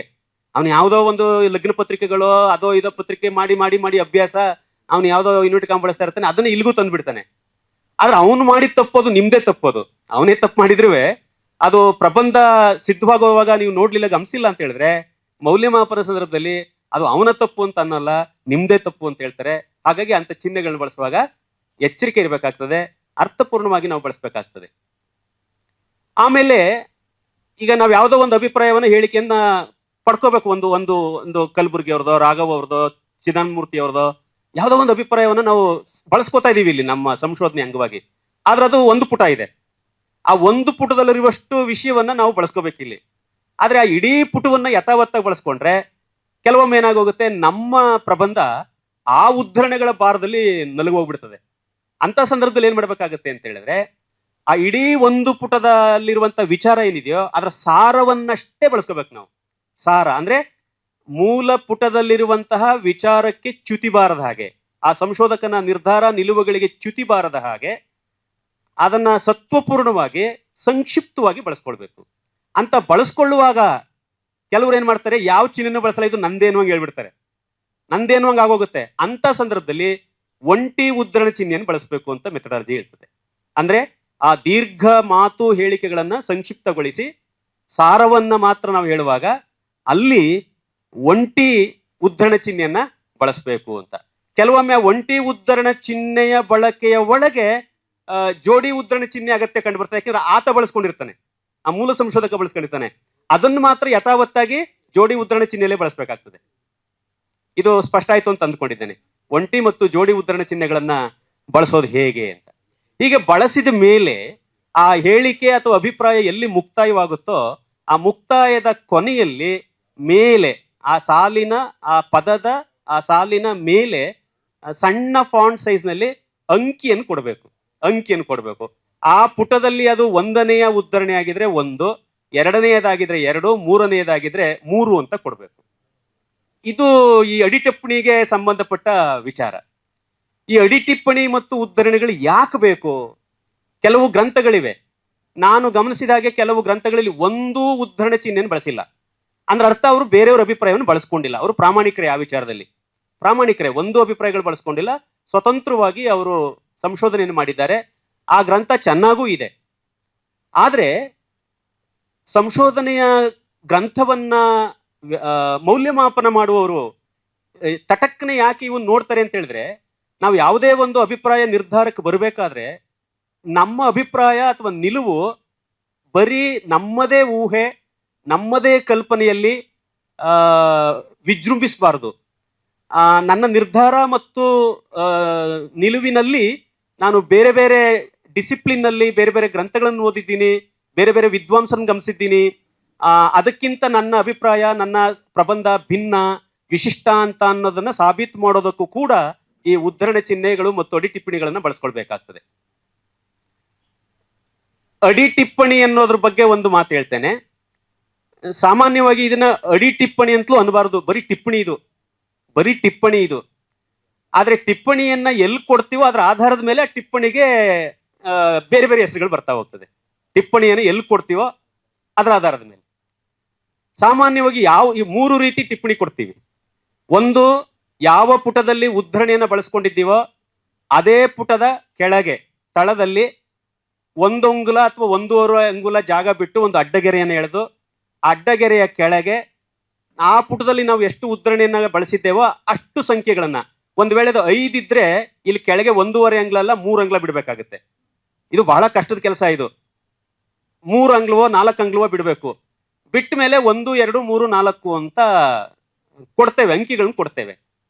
ಅಂದ್ರೆ ಒಂದು ಪುಟದಲ್ಲಿ ಬಳಕೆಯಾಗಿರುವ ಉದ್ಧರಣೆಗಳು ಎಷ್ಟಿವೆಯೋ ಆ ಉದ್ಧರಣೆಗಳನ್ನ ಅದೇ ಪುಟದ ಅಡಿಯಲ್ಲಿ ಕೊಡುವುದಕ್ಕೆ ಅಡಿ ಟಿಪ್ಪಣಿ ಅಂತ ಕರಿತೇವೆ. ಅದು 1, 2, 1 ಇದ್ರೆ 1, 5 ಇದ್ರೆ 5 ಆಗುತ್ತೆ. ಇದು ಒಂದು ಕ್ರಮ. ಬಹುಶಃ ತುಂಬಾ ಐಡಿಯಲ್ ಆದ ಪ್ರಬಂಧದಲ್ಲಿ, ಐಡಿಯಲ್ ಆದ ಸಂಶೋಧನೆಯಲ್ಲಿ ನನಗೆ ವೈಯಕ್ತಿಕವಾಗಿ ಅನ್ಸೋದು ಏನಂತಂದ್ರೆ, ಹೀಗೆ ಆ ಪುಟದ ಅಡಿಯಲ್ಲಿ ಕೊಡುವುದೇ ಹೆಚ್ಚು ಸೂಕ್ತ ಮತ್ತು ಸಮರ್ಪಕ. ಆದ್ರೆ ಸಮಸ್ಯೆ ಎಲ್ಲಾಗತ್ತೆ ಅಂತ ಹೇಳಿದ್ರೆ, ಒಂದು ವೇಳೆ ಏನಾದ್ರೂ ಅದರ ಸಂಖ್ಯೆಗಳು ಹೆಚ್ಚಾದ್ರೆ ಅಥವಾ ಟಿಪ್ಪಣಿ ಒಂದೇ ಟಿಪ್ಪಣಿಯಲ್ಲಿ ವಿವರಗಳು ಹೆಚ್ಚಾಗಿದ್ರೆ, ಮಾಹಿತಿಗಳನ್ನ ಹೆಚ್ಚಾಗಿ ಕೊಡಬೇಕು ಅಂತಿದ್ರೆ, ಆ ಅಡಿಯಲ್ಲಿ ಕೊಡಕ್ ಹೋದಾಗ ಅಲ್ಲಿ ಪ್ರಧಾನ ಬರವಣಿಗೆಗಿಂತ ಟಿಪ್ಪಣಿ ಭಾಗವೇ ಹೆಚ್ಚಾಗುವ ಸಾಧ್ಯತೆಗಳಿದೆ. ನಾವು ಮೈಸೂರು ವಿಶ್ವವಿದ್ಯಾಲಯದ ಕನ್ನಡ ಅಧ್ಯಯನ ಸಂಸ್ಥೆಯ ಸಾಹಿತ್ಯ ಚರಿತ್ರೆಯ ಸಂಪುಟಗಳು ನೋಡಿದಾಗ ಒಮ್ಮೊಮ್ಮೆ ಅಲ್ಲಿ ಪ್ರಧಾನ ಬರವಣಿಗೆಗಿಂತ ಅಡಿ ಟಿಪ್ಪಣಿಗಳು ಹೆಚ್ಚಿವೆ. ಅಡಿ ಟಿಪ್ಪಣಿಗಳು ಹೆಚ್ಚಾದ್ರೆ ಏನಾಗುತ್ತೆ? ಏನೂ ಆಗಲ್ಲ. ಅದು 5 ಇರ್ಬೋದು, 6 ಇರ್ಬೋದು, 10 ಇರ್ಬೋದು. ಅಥವಾ ಪ್ರಧಾನ ಬರವಣಿಗೆ ಒಂದೇ ಪ್ಯಾರ ಬಂದು 3/4 ಪುಟ ಅಡಿ ಟಿಪ್ಪಣಿಗಳೇನೆ ಬರ್ಬೋದೇನೋ, ಏನು ಇಲ್ಲ. ಅದೆಲ್ಲ ಒಂದ್ ಕಡೆ ಒಂದು ಅಲಂಕಾರ, ಒಂದು ಚಂದ ಅಂತ ನೋಡ್ತೀವಲ್ಲ ನಾವು, ಯಾವುದು ಎಷ್ಟಿರ್ಬೇಕು ಅಂತ. ಆ ದೃಷ್ಟಿಯಿಂದ ನೋಡಿದಾಗ ಪುಟದ ಅಡಿಯಲ್ಲಿ ಕೊಡುವಂತಹ ಟಿಪ್ಪಣಿಗಳು ಸಾಧ್ಯವಾದಷ್ಟು ಸಂಕ್ಷಿಪ್ತವಾಗಿರ್ಬೇಕು, ಕಿರಿದಾಗಿರ್ಬೇಕು, ಕಡಿಮೆ ಪ್ರಮಾಣದಲ್ಲಿ ಇರಬೇಕು. ಒಂದು ವೇಳೆ ಅದನ್ನು ಮೀರುತ್ತೆ ಅನ್ನೋದಾದರೆ ಆ ಅಧ್ಯಾಯದ ಕೊನೆಯಲ್ಲಿ ಕೊಡುವಂತಹ ಒಂದು ವಿಧಾನ ಇದೆ. ಪ್ರತಿ ಅಧ್ಯಾಯದಲ್ಲಿ ಎಷ್ಟು ಅಡಿ ಟಿಪ್ಪಣಿಗಳನ್ನು ಬಳಸಿದ್ದೇವೋ ಅಷ್ಟೂ ಟಿಪ್ಪಣಿಗಳ ಮಾಹಿತಿಯನ್ನ ಅಧ್ಯಾಯದ ಕೊನೆಯಲ್ಲಿ ಕೊಡುವಂತ ಇನ್ನೊಂದು ವಿಧಾನ ಇದೆ. ಇದನ್ನ ನಾವು ಕೊನೆ ಟಿಪ್ಪಣಿ ಅಂತ ಕರಿಬಹುದು. ಕೊನೆ ಟಿಪ್ಪಣಿ ಅಂತ. ಈಗ ರಾಘವ್ ಅವರು, ಆಮೇಲೆ ಗಿರಿಡ್ಡಿ ಗೋವಿಂದರಾಜು ಅವರ ಕನ್ನಡ ಕಾವ್ಯದ ಆಧುನಿಕ ಕನ್ನಡ ಕಾವ್ಯದ ಅಧ್ಯಯನ ಅಥವಾ ಶಕ್ತಿ ಶಾರದೀಯ ಮೇಳ ಅನ್ನೋ ಪುಸ್ತಕವನ್ನು ಗಮನಿಸಿದ್ರೆ ಅವರು ಆಯಾ ಪುಟದ ಕೆಳಗೆ ಕೊಡ್ತಾ ಹೋಗ್ತಾರೆ. ಇನ್ ಕೆಲವರು ಅಧ್ಯಾಯದ ಕೊನೆಯಲ್ಲಿ ಕೊಟ್ಟಿದ್ದಾರೆ. ಇನ್ನೂ ಕೆಲವರು ಎಲ್ಲಾ ಅಧ್ಯಾಯಗಳು ಮುಕ್ತಾಯ ಆದ್ಮೇಲೆ ಕಟ್ಟ ಕಡೆಯಲ್ಲಿ ಕೊಡ್ತಾರೆ. ಎಲ್ಲ 10 ಅಧ್ಯಾಯ ಇದೆ ಅಂತಂದ್ರೆ 10 ಅಧ್ಯಾಯ ಮುಗಿದ ಮೇಲೆ 1 ರಿಂದ 10 ಅಧ್ಯಾಯಗಳ ಟಿಪ್ಪಣಿಗಳನ್ನ ಅಲ್ಲಿ ಕೊಡ್ತಾರೆ. ಅದಕ್ಕೆ ಯಾವ ಟಿಪ್ಪಣಿ ಅಂತಲ್ಲ, ಬಹುಶಃ ಅಂತ್ಯ ಟಿಪ್ಪಣಿ ಅನ್ಬೇಕು ನಾವು ಅದನ್ನ. ಒಂದು ಅಡಿ ಟಿಪ್ಪಣಿ, ಇನ್ನೊಂದು ಕೊನೆ ಟಿಪ್ಪಣಿ, ಇನ್ನೊಂದು ಅಂತ್ಯ ಟಿಪ್ಪಣಿ ಅಂತ. ಡಾಕ್ಟರ್ ಕೆ ಮರುಳುಸಿದ್ದಪ್ಪ ಅವರ ಆಧುನಿಕ ಕನ್ನಡ ನಾಟಕ ಪುಸ್ತಕ ನೋಡಿದ್ರೆ ಕೊನೆಯ ಸುಮಾರು 10-12 ಪುಟಗಳಲ್ಲಿ ಈ ರೀತಿ ಎಲ್ಲ ಅಧ್ಯಾಯಗಳ ಅಡಿ ಟಿಪ್ಪಣಿಗಳನ್ನ ಕೊನೆಯಲ್ಲಿ ಕೊಡ್ತಾರೆ. ಈ 3 ವಿಧಾನಗಳಿವೆ. ಈ 3 ವಿಧಾನಗಳು ತಪ್ಪೇನೂ ಅಲ್ಲ. ಅಲ್ಲಿ ಮಾಹಿತಿ ಕೊಟ್ಟಿರೋದು ಅಷ್ಟು ಮುಖ್ಯನೇ ಹೊರತು ತಪ್ಪೇನೂ ಅಲ್ಲ. ಆದ್ರೆ ಓದುಗರಿಗೆ ತ್ರಾಸ ಮಾಡಬಾರ್ದಲ್ಲ, ಅದೊಂದಿದೆ. ಈ ಓದುಗರಿಗೆ ತ್ರಾಸ ಮಾಡಬಾರ್ದು, ಕಷ್ಟ ಕೊಡಬಾರ್ದು ಅಂತ ಏನಾದ್ರೂ ಸ್ವಲ್ಪ ನಮಗೆ ಅನ್ಸಿದ್ರೆ ಆಯಾಯ ಪುಟದ ಕೆಳಗೆ ಕೊಟ್ರೆ ಅವ್ರು ಸುಮ್ಮನೆ ಒಂದ್ಸಲ ತಲೆ ಬಗ್ಗಿಸಿ ಒಂದ್ಸಲ ನೋಡ್ಕೊಂಡು ಕಣ್ಣಾಡಿಸ್ಕೊಂಡು ಮುಂದಕ್ಕೆ ಹೋಗ್ಬೋದು. ತೀರಾ ಕುತೂಹಲ ಇದ್ರೆ ಅವನು ತಲೆ ಕೆಡಿಸ್ಕೊಂಡು ಇನ್ನೆಲ್ಲ ಓದ್ಕೊಳ್ಳಿ. ಅಷ್ಟಕ್ಕೆ ಮಾತ್ರ ಅನುಕೂಲ ಆಗ್ಬೇಕು ಅನ್ನೋಗಿದ್ರೆ ನಾವು ಅಡಿ ಟಿಪ್ಪಣಿಯನ್ನ ಕೊಡೋದು ಮುಖ್ಯ. ಇನ್ನು ಟಿಪ್ಪಣಿಯಲ್ಲಿ ಏನೇನಿರ್ಬೇಕು? ಈಗ ನಾವೊಂದು ಉದ್ಧರಣೆಯನ್ನು ಬಳಸ್ಕೊಂಡ್ವಿ, ಅದಕ್ಕೊಂದು ಅಂಕಿಯನ್ನ ಕೊಟ್ವಿ. ಆ ಉದ್ಧರಣೆಗೆ ಸಂಬಂಧಪಟ್ಟ ಅತ್ಯಂತ ಕನಿಷ್ಠವಾದ ಮಾಹಿತಿಗಳು ಮಾತ್ರ ಅಡಿ ಟಿಪ್ಪಣಿಯಲ್ಲಿ ಇರಬೇಕು. ಅತ್ಯಂತ ಕನಿಷ್ಠ ಮಾಹಿತಿ. ತಟಕ್ಕನೆ ನಮ್ಗೆ ಅನ್ಸೋದೇನು, ಯಾವುದೋ ಒಂದು ಹೇಳಿಕೆಯನ್ನ ನಾವು ಬಳಸ್ಕೊಂಡ್ರೆ, ಈಗ ಕುವೆಂಪು ಅವರ ಈ ಕಾದಂಬರಿಗಳು ವಿವರಗಳಲ್ಲಿ ಸೊಕ್ಕಿ ಬಿಡುತ್ತವೆ ಅಂತ ಯಾವುದೋ ಒಂದು ಅಭಿಪ್ರಾಯ ಬಂತು ಅಂತ ಅನ್ಕೊಳ್ಳೋಣ. ಸೊಕ್ಕಿ ಬಿಡುತ್ತವೆ ನಾವು ಇಟ್ಕೊಂಡ್ ಬಳಸ್ಕೊಂಡ್ವಿ. ನಮಗೊಂಥರ ಏನೋ ಆಗುತ್ತೆ ಹಂಗ ಅಂದಾಗ ಏನೋ ಅನ್ಸುತ್ತೆ, ಯಾರ್ದಪ್ಪ ಇದು ಅಂತ. ಯಾರ್ದು ಅಂದಾಗ ನಮ್ಗೆ ಇಮಿಡಿಯೇಟ್ ಆಗಿ ಗೊತ್ತಾಗೋದು ಯಾರು ಈ ಮಾತು ಯಾರದು ಅಂತ, ಅಥವಾ ಎಲ್ಲಿದೆ ಅಂತ. ಇವೆರಡು ಸ್ವಲ್ಪ ಹಿಂದೆ ಮುಂದೆ ಆಗ್ಬೋದು. ಈ ಮಾತು ಎಲ್ಲಿದೆ ಅಂತ ಪ್ರಶ್ನೆ ಹುಟ್ಟಬಹುದು, ಅಥವಾ ಯಾರದು ಅಂತ ಪ್ರಶ್ನೆ ಹುಟ್ಟಬಹುದು. ಇವೆರಡರಲ್ಲಿ ಯಾವುದೋ ಒಂದು ತಕ್ಷಣಕ್ಕೆ ನಮಗೆ ಗೊತ್ತಾಗಬೇಕು ಓದುಗರಿಗೆ. ಅಂದ್ರೆ ಅಡಿ ಟಿಪ್ಪಣಿಯಲ್ಲಿ ಮೊದಲು ಆ ವ್ಯಕ್ತಿಯ ಹೆಸರನ್ನ ಕೊಡುವ ಒಂದು ಪದ್ಧತಿ ಇದೆ, ಇಲ್ಲ ಕೃತಿಯ ಹೆಸರನ್ನು ಕೊಡೋ ಪದ್ಧತಿ ಇದೆ. ಕೃತಿಕಾರ, ಪುಟ ಸಂಖ್ಯೆ, ಅಥವಾ ಕೃತಿಕಾರ, ಕೃತಿ, ಪುಟ ಸಂಖ್ಯೆ, ಇಷ್ಟೇ ಸಾಕು. ಕೆಲವೊಮ್ಮೆ ಅತ್ಯಂತ ಪ್ರಸಿದ್ಧವಾದ ಪುಸ್ತಕಗಳಾದ್ರೆ ಮೇಲಿಂದ ಮೇಲೆ ಬಳಕೆ ಆಗ್ತದೆ, ಅಲ್ಲಿ ಕೃತಿಕಾರನ ಹೆಸರು ಬೇಕಾಗಲ್ಲ, ಕೃತಿ ಮತ್ತು ಪುಟ ಸಂಖ್ಯೆ ಇಷ್ಟು ಮಾತ್ರ ಸಾಕು. ಕೆಲವರು ಏನ್ ಮಾಡ್ತಾರೆ ಅಂದ್ರೆ ಅಡಿ ಟಿಪ್ಪಣಿಯಲ್ಲಿ ಕೂಡ ಲೇಖಕ, ಕೃತಿಕಾರ, ಪ್ರಕಾಶನ ಸಂಸ್ಥೆ, ಸ್ಥಳ ಮತ್ತು ಇಸ್ವಿ, ಆಮೇಲೆ ಪುಟ ಸಂಖ್ಯೆ ಇಷ್ಟನ್ನೂ ಕೊಡುವಂತಹ ಒಂದು ಪದ್ಧತಿ ಇದೆ. ಅದು ಅಡಿ ಟಿಪ್ಪಣಿಗೆ ಭಾರ. ಅದು ಯಾಕೆ ಅಂತ ಹೇಳಿದ್ರೆ, ಅನುಬಂಧಗಳಲ್ಲಿ ನಾವೇನ್ ಮಾಡ್ತೀವಿ ಅಂತಂದ್ರೆ ಆಕರ ಗ್ರಂಥಗಳು ಮತ್ತು ಪರಾಮರ್ಶನ ಗ್ರಂಥಗಳು ಒಂದು ಪಟ್ಟಿಯನ್ನು ಕೊಡ್ತೇವೆ. ಅಲ್ಲಿ ಇದನ್ನ ವ್ಯವಸ್ಥಿತವಾಗಿ ಈ ಇಷ್ಟೂ ಮಾಹಿತಿಗಳನ್ನು ಕೊಡ್ಲೇಬೇಕು ಕಡ್ಡಾಯವಾಗಿ. ಗ್ರಂಥಕಾರ, ಪ್ರಕಾಶನ ಸಂಸ್ಥೆ, ಆಮೇಲೆ ಸ್ಥಳ, ಆಮೇಲೆ ಇಸವಿ, ಅಗತ್ಯ ಇದ್ರೆ ಎಷ್ಟನೇ ಮುದ್ರಣ. ಸಂಶೋಧನೆಗೆ ಬಳಸಿಕೊಳ್ಳುವಂತ ಆಕರ ಗ್ರಂಥಗಳನ್ನ ಅಥವಾ ಪರಾಮರ್ಶನ ಗ್ರಂಥಗಳನ್ನ ಇಷ್ಟೂ ಮಾಹಿತಿಯನ್ನು ಕೊಡಬೇಕು.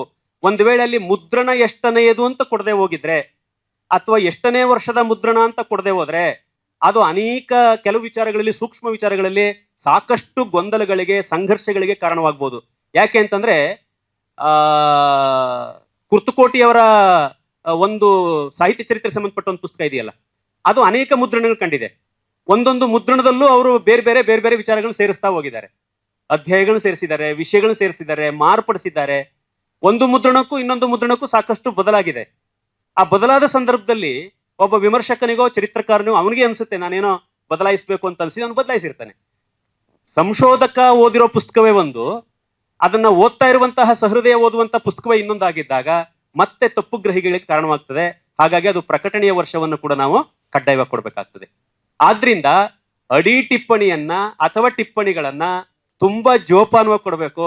ಒಂದು ವೇಳೆ ಇಲ್ಲಿ ಸಂಶೋಧನಾ ವಿದ್ಯಾರ್ಥಿಗಳು ಹೆಚ್ಚಾಗಿರೋದ್ರಿಂದ ಹೇಳ್ತಾ ಇದ್ದೀನಿ, ಒಂದು ವೇಳೆ ಅಡಿ ಟಿಪ್ಪಣಿಯಲ್ಲೇ ಕೊಡೋದು ಅನ್ನೋದಾದ್ರೆ ನೀವು ಇವತ್ತಿನಲೇ ಅಭ್ಯಾಸ ಮಾಡಿ. ನೀವೇನಾದ್ರೂ ಒಂದು ಲೇಖನವನ್ನ ಬರೀತೀರಿ ಅಂದ್ರೆ ಇವತ್ತಿಂದಲೇ ಆ ಒಂದು ಲೇಖನವನ್ನ ನೀವೇನು ಮಾರ್ಗದರ್ಶಕರಿಗೆ ಕೈಗೆ ಕೊಡ್ತಿರೋ ಪರಿಶೀಲನೆಗೆ, ಅಲ್ಲಿಂದಲೇ ಇದನ್ನ ಅಭ್ಯಾಸ ಮಾಡಬೇಕು. ಇವತ್ತು ಹೆಂಗೂ ಆಗೋಗ್ಲಿ, ಕೊನೆಯಲ್ಲಿ ಬರೆದ್ಬಿಡೋಣ, ಆಮೇಲೆ ಹೆಂಗು ಟೈಪ್ ಮಾಡುವಾಗ ಸುಲಭವಾಗಿ ಹೋಗುತ್ತೆ ಅಲೈನ್ ಮಾಡೋದಕ್ಕೆ ಅಂತ ಹೋದ್ರೋ ಅಲ್ಲಿ ಆಗುವಷ್ಟು ತಪ್ಪು ಇನ್ನೆಲ್ಲೂ ಆಗಲ್ಲ. ಆದ್ರಿಂದ ಅಡಿ ಟಿಪ್ಪಣಿಗಳನ್ನ ವ್ಯವಸ್ಥಿತವಾಗಿ ಕೊಡುವಂತ ಅಭ್ಯಾಸವನ್ನ ಇಲ್ಲಿಂದಲೇ ಮಾಡಬೇಕು. ಇಲ್ಲಿಂದಲೇ ಮಾಡಬೇಕು. ಕೆಲವ್ರು ಏನ್ ಮಾಡ್ತಾರೆ ಅಂದ್ರೆ, ಈಗ ಬೆಳಿಗ್ಗೆ ಎಲ್ಲ ಈ ಭಾಷೆಯ ಆಧುನಿಕ ಸಂದರ್ಭದಲ್ಲಿ ಭಾಷೆಯ ವಿಸ್ತಾರಗಳ ಸಾಧ್ಯತೆಗಳನ್ನ ಕುರಿತು ಮಾತುಕತೆ ಆಯ್ತು. ಆಮೇಲೆ ನಾವೆಲ್ಲ ಏನ್ ಮಾಡ್ತೀವಿ ಅಂದ್ರೆ ಅಂತ ಸಂದರ್ಭದಲ್ಲಿ ಈಗ ಮೊಬೈಲ್ ಬಳಸ್ಕೊಳ್ತೀವಿ, ಮೊಬೈಲಲ್ಲಿ ವಾಯ್ಸ್ ರೆಕಾರ್ಡ್ ಮಾಡ್ತೀವಿ, ಮಾಹಿತಿಗಳನ್ನ ಇಟ್ಕೊಳ್ತೀವಿ. ಕೆಲವರು ಸಾರಲೇಖ ಅಥವಾ ಅಧ್ಯಾಯಗಳನ್ನೆಲ್ಲವನ್ನು ಕೂಡ ಮೊಬೈಲಲ್ಲಿ ವಾಯ್ಸ್ ರೆಕಾರ್ಡ್ ಮಾಡಿ ವಾಯ್ಸ್ ಟೈಪಿಂಗ್ ಮಾಡಿ ಬಳಸ್ಕೊಳ್ತಾ ಇದ್ದಾರೆ. ನನಗೆ ಈಗಲೂ ನನ್ನ ಫೋನಲ್ಲಿ ಒಂದು ಸಮಸ್ಯೆ ಏನು ಅಂತ ಹೇಳಿದ್ರೆ, ಶಿವರಾಮ ಕಾರಂತನ ಅಂತ ನಾನು ಓದಿದ್ರೆ ಅದು ಕ್ವಾರಂಟೈನ್ ಅಂತ ತಗತ್ತದೆ. ಶಿವರಾಮ ಕ್ವಾರಂಟೈನ್ ಅಂತ ತಗತ್ತದೆ. ಬೇರೆಯವ್ರ ಫೋನಲ್ಲಿ ಹೆಂಗೆ ಗೊತ್ತಿಲ್ಲ, ನನ್ನ ಫೋನಲ್ಲಂತೂ ಈಗಲೂ ಹಂಗೆ ಬರೋದು. ಕಾರಂತ ಅನ್ನೋ ಮಾತು ಬಂದೇ ಇಲ್ಲ.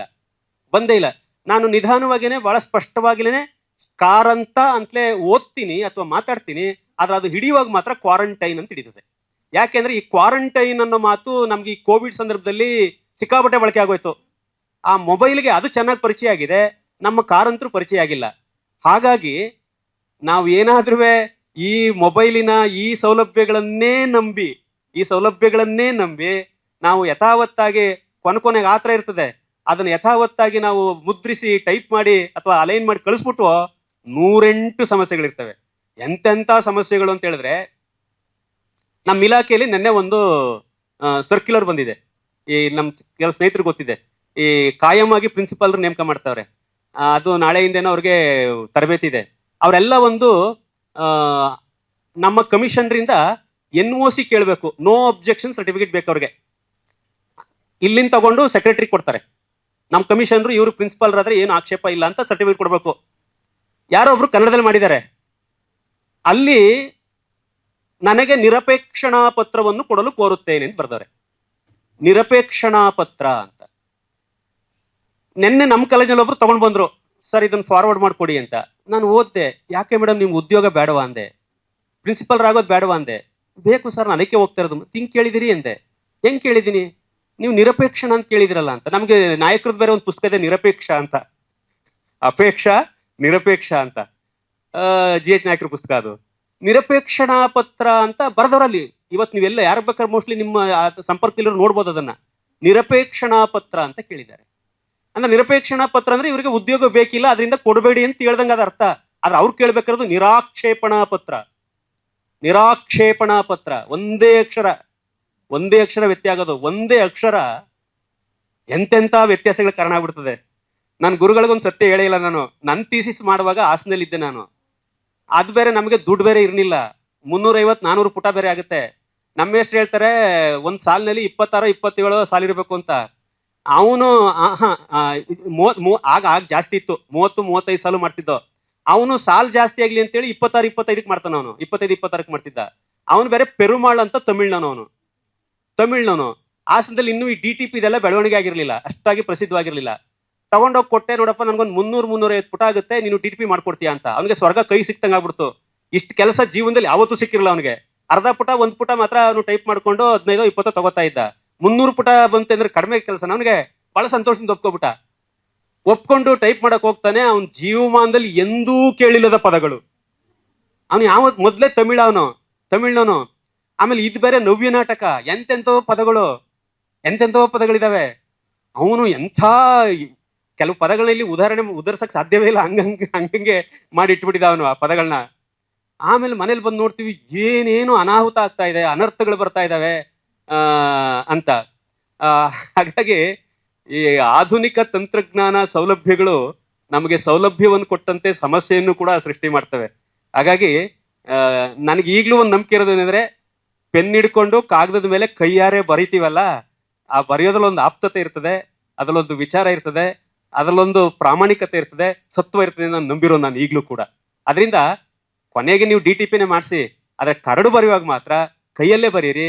ಅಕ್ಷರ ಜ್ಞಾನ ಇನ್ನೂ ನಮಗೆ ಸ್ಪಷ್ಟ ಆಗುತ್ತೆ, ತಪ್ಪುಗಳು ಕಡಿಮೆ ಆಗ್ತವೆ. ಅಥವಾ ತಪ್ಪಾದ್ರೆ ನಾನು ತಪ್ಪು ಮಾಡ್ತಾ ಇದ್ದೀನಿ ಅಂತ ಗೊತ್ತಾಗುತ್ತೆ. ಇಲ್ಲ ನಾವೆಲ್ಲನೂ ಕೊಟ್ಬಿಟ್ರೆ ಕಡೆಗೆ ನೀವೇನ್ ಹೇಳ್ತೀರಿ ಗೊತ್ತಾ, ಸರ್ ನಾನು ಸರಿಯಾಗೇ ಬರ್ದಿದ್ದೆ, ಟೈಪ್ ಮಾಡೋದನ್ನ ತಪ್ಪು ಮಾಡೋನೆ, ಮೊಬೈಲ್ ತಪ್ಪು ಮಾಡಿದೆ ಅಂತೇಳಿ ಇವ್ರ ಮೇಲೆ ಹಾಕ್ಬಿಡ್ತೇವೆ. ಅದರಿಂದ ಬರವಣಿಗೆಯ ಕಡೆಗೆ ನಾವು ಹೆಚ್ಚು ಗಮನವನ್ನ ಹರಿಸ್ಬೇಕಾಗ್ತದೆ.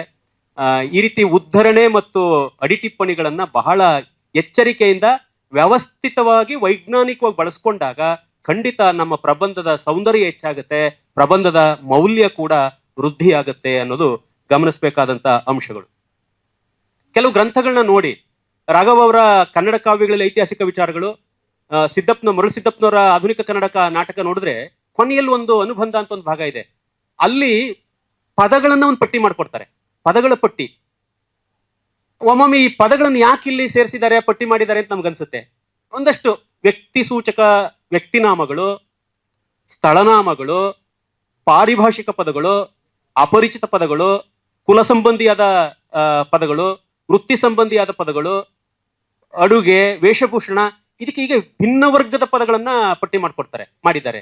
ಅದೊಂದು ದೊಡ್ಡ ಕೆಲಸ. ಅದು ಆಕ್ಚುಲಿ ಸಂಶೋಧನೆಕನಿಗೆ ಅದೊಂದು ದೊಡ್ಡ ಕೆಲಸವೇ. ಅದು ಪದಗಳನ್ನೆಲ್ಲ ಹುಡುಕಿ ಈ ಮಹಾಪ್ರಬಂಧದ ಯಾವ ಪುಟದಲ್ಲಿ ಈ ಪದ ಬಳಕೆ ಆಗಿದೆ ಅನ್ನೋದನ್ನ ಪಟ್ಟಿ ಮಾಡ್ಬೇಕು.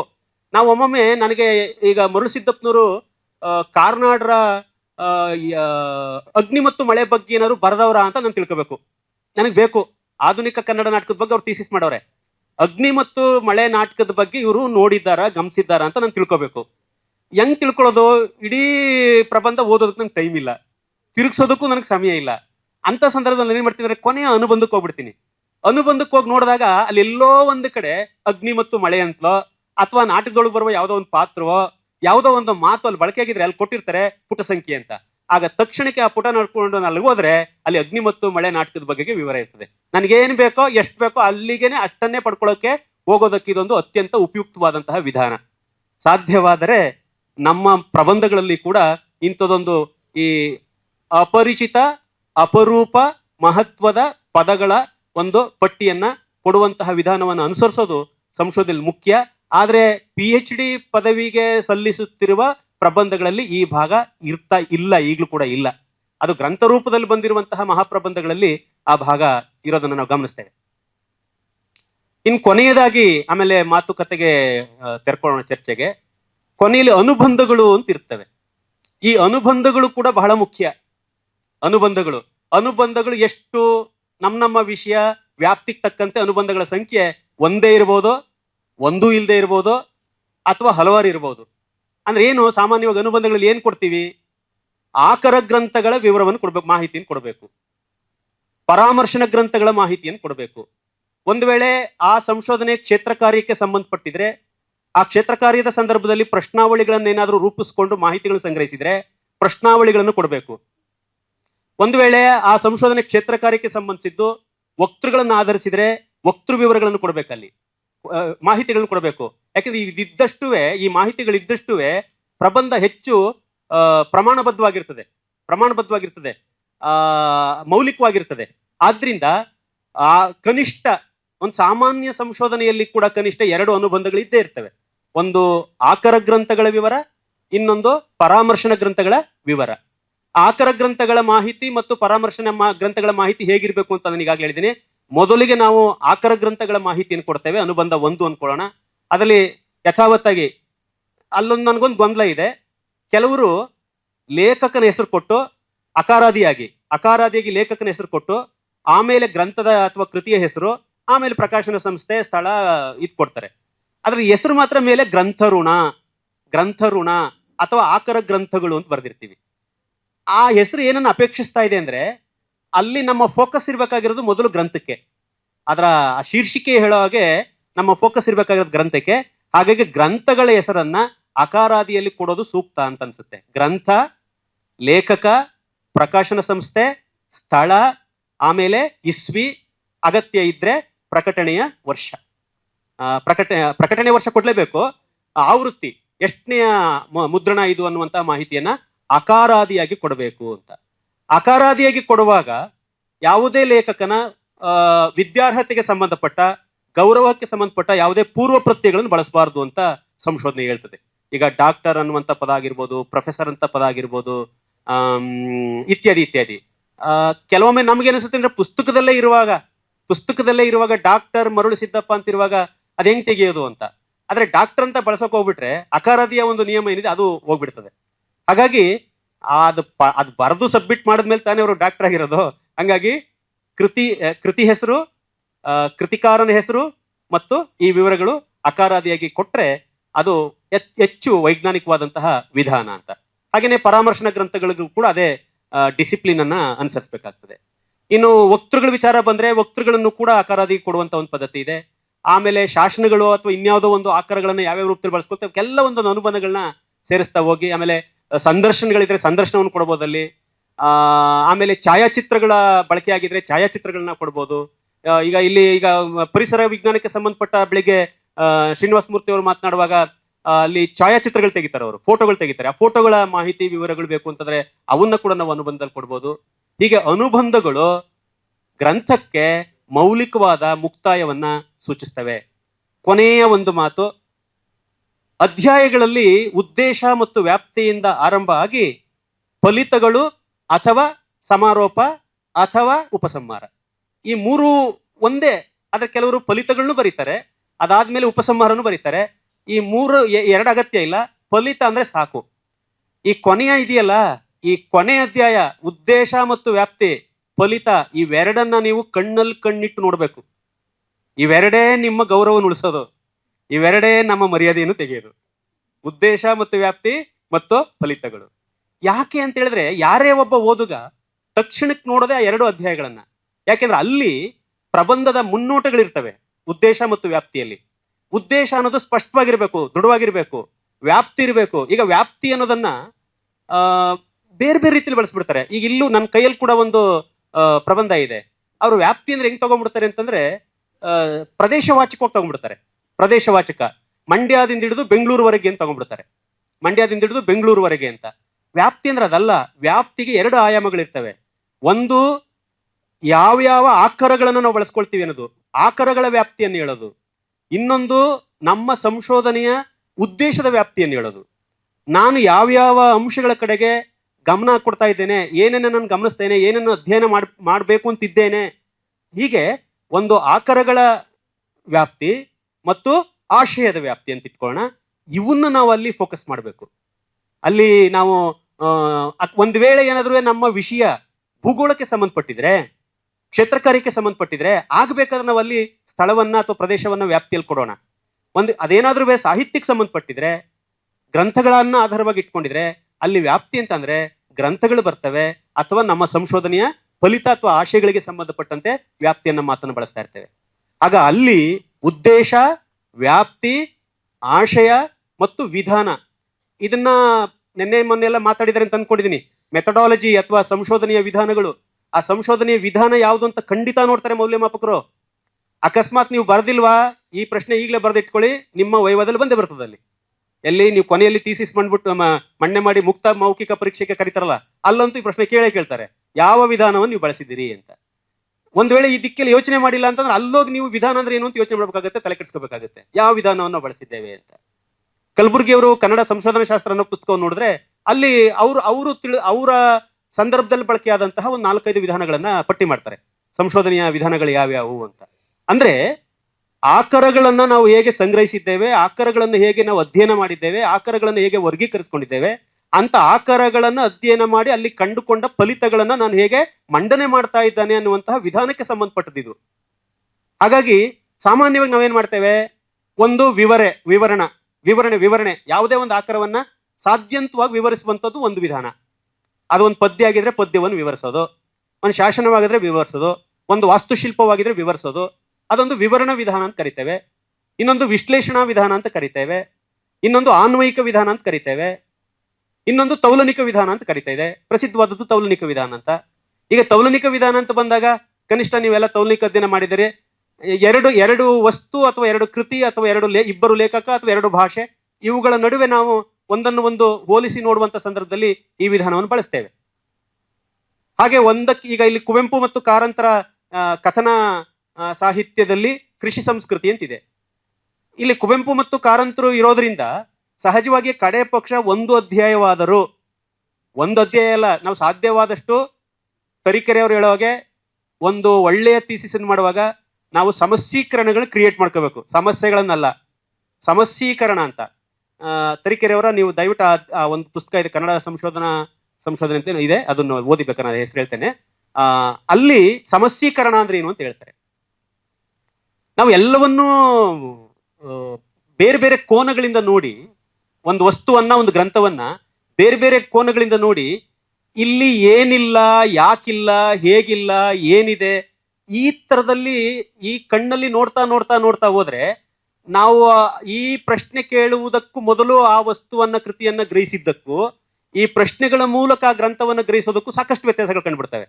ನಾವು ಈ ಪ್ರಶ್ನೆಗಳ ಮೂಲಕ ಗ್ರಹಿಸೋದಿದೆಯಲ್ಲ, ಆಗ ಆ ವಸ್ತುವಿನ ನೈಜತೆಯ ಹತ್ರಕ್ಕೆ ಹೋಗ್ತೇವೆ. ನಾವು ಆ ಕೃತಿಯೊಳಗಿನ ವಸ್ತುವಿನ ಸಮೀಪಕ್ಕೆ ಹೋಗ್ತೇವೆ. ನಾವು ಇಂಥ ಪ್ರಶ್ನೆಗಳನ್ನ ಕೇಳ್ಕೊಳ್ಳದೆ ಹಾಸು ಬೀಸಾಗಿ ಓದ್ಕೊಂಡು ಹೋದಾಗ ನಾವು ಸಾಮಾನ್ಯವಾಗಿ ಮೇಲೆ ಮೇಲೆ ತೇಲ್ದಂಗೆ ಆಗ್ಬಿಡ್ತದೆ. ಆದ್ರಿಂದ ಯಾವುದೇ ಒಂದು ಗ್ರಂಥವನ್ನು ಅಧ್ಯಯನ ಮಾಡುವಾಗ, ವಿಷಯವನ್ನ ಕುರಿತು ಯೋಚನೆ ಮಾಡುವಾಗ ಸಮಸ್ಯೀಕರಣವನ್ನ ಸೃಷ್ಟಿ ಮಾಡಿಕೊಂಡ್ರೆ ಆ ಸಮಸ್ಯೀಕರಣ ತಾತ್ವೀಕರಣಕ್ಕೆ ದಾರಿ ಮಾಡಿಕೊಡ್ತದೆ. ಆ ತಾತ್ವೀಕರಣವನ್ನೇ ನಾವು ಪ್ರಮೇಯ ಅಂತ ಕರಿತೇವೆ, ಸಿದ್ಧಾಂತ ಅಂತ ಕರಿತೇವೆ, ಥೀಸಿಸ್ ಅಂತ ಕರಿತೇವೆ.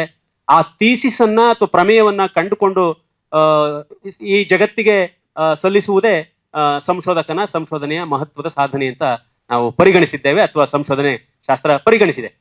ಹಾಗಾಗಿ ಅಧ್ಯಯನದ ಉದ್ದೇಶ, ವ್ಯಾಪ್ತಿ ಮತ್ತು ಫಲಿತಗಳನ್ನ ದಯವಿಟ್ಟು ಮತ್ತೆ ಮತ್ತೆ ನೋಡಿ.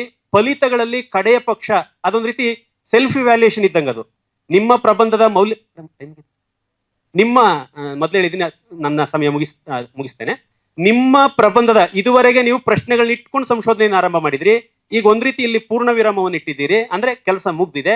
ಕೆಲಸ ಮುಗಿದ ಮೇಲೆ ನಿಮ್ಮ ಪ್ರಬಂಧವನ್ನ ಹಿಂತಿರುಗಿ ನೋಡಿದಾಗ ಈ ಪ್ರಬಂಧದಲ್ಲಿ ಏನು ಹೊಸತನಗಳಿವೆ, ಹೊಸದನ್ನ ಏನು ಕಂಡುಕೊಳ್ಳಲಾಗಿದೆ ಅನ್ನುವ ನಿಮ್ಮ ದೃಷ್ಟಿಯನ್ನ ಮತ್ತೊಮ್ಮೆ ಅತ್ಯಂತ ಸಂಕ್ಷಿಪ್ತವಾಗಿ, ಸಾರವತ್ತವಾಗಿ ಮಂಡಿಸುವ ವಿಧಾನ ಅದು ಫಲಿತಗಳು ಅನ್ನೋದು. ಅದು ಆ ಫಲಿತಗಳ ಭಾಗದ ಮೇಲೆ ಮೌಲ್ಯಮಾಪಕರು ತಕ್ಷಣವೇ ಮೌಲ್ಯಮಾಪಕರು ಅಂತಲೇ ಯಾರ್ಯಾದ್ರುವೆ ಇದನ್ನ ಯಾಕೆ ನಾವು ಓದ್ಬೇಕು, ಇದ್ರಲ್ಲಿ ಏನು ಹೊಸದಿದೆ ಅಂತ ನೋಡ್ತಾರೆ. ಹಾಗಾಗಿ ಆ ಫಲಿತಗಳು. ಇನ್ನೊಂದು, ಇದು ಹೊಸ ಸಂಶೋಧನೆ ಹೇಗೆ ದಾರಿ ಮಾಡಿಕೊಟ್ಟಿದೆ. ಒಂದು ಸಂಶೋಧನೆಯಿಂದ ಇನ್ನೊಂದು ಸಂಶೋಧನೆ ಹುಟ್ಟುತ್ತೆ.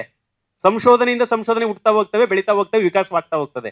ಆದ್ರಿಂದ ಒಬ್ಬ ಸಂಶೋಧಕ ತನ್ನ ಗ್ರಂಥದ ಮೂಲಕ ಇನ್ನೊಂದು ಸಂಶೋಧನೆಗೆ ನನ್ನ ಅಧ್ಯಯನ ಹೇಗೆ ದಾರಿ ಮಾಡಿಕೊಟ್ಟಿದೆ ಅನ್ನುವಂಥದ್ದನ್ನು ಕೂಡ ನೀವು ಕಂಡುಕೊಳ್ಬೇಕು. ಆ ದಾರಿ ಖಂಡಿತ ನಿಮ್ಮಲ್ಲಿರ್ತದೆ, ನಿಮ್ಮ ಅಧ್ಯಯನದಲ್ಲಿ ಇರ್ತದೆ. ಆದ್ರೆ ಅದನ್ನ ಸ್ವಲ್ಪ ಸೂಕ್ಷ್ಮವಾಗಿ ಗಮನಿಸಬೇಕಾಗ್ತದೆ. ನೀವೇ ನೋಡುವಾಗ ಅದು ಲಭ್ಯವಾಗ್ತದೆ. ಹಾಗಾಗಿ ಇವೆರಡು ಅಧ್ಯಾಯಗಳು ಬಹಳ ಮುಖ್ಯ. ಅದರ ಜೊತೆಗೆ ನಾನು ಹೇಳಿದ ಹಾಗೆ ಆರಂಭದ ಪುಟಗಳು, ಕೊನೆಯ ಪುಟಗಳು, ಆರಂಭದ ಭಾಗ, ಕೊನೆಯ ಭಾಗ, ಅಡಿ ಟಿಪ್ಪಣಿಗಳು, ಅನುಬಂಧಗಳು, ಇವೆಲ್ಲ ಬಹಳ ಮಹತ್ವದ್ದು. ಇಷ್ಟೆಲ್ಲ ಆದ್ರೆ ಮನೆಯೊಳಗೆ ಮನೆಯೊಡೆಯನಿದ್ದಾನೆ ಕೂಡಲ ಸಂಗಮ ದೇವ ಅಂತ ಆಗುತ್ತೆ. ನಮಸ್ಕಾರ.